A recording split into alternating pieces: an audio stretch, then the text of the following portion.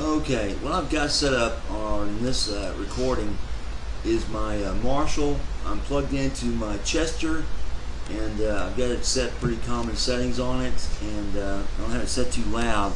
I'm going to try to record the sound this Chester produces without all the noise and background hum that I keep getting, the best I can do. So I'm just going to play a few riffs, a few notes to let you hear the differences between the settings. Okay? So here it goes.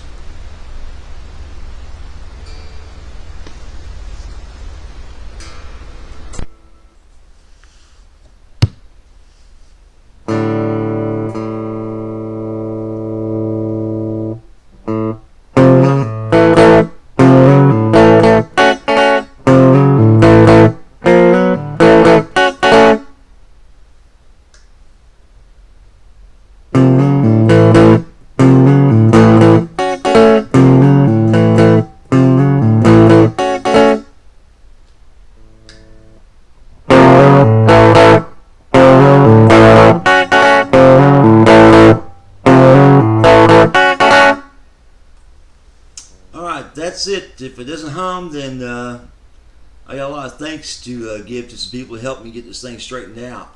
And I'll make sure to note that as well.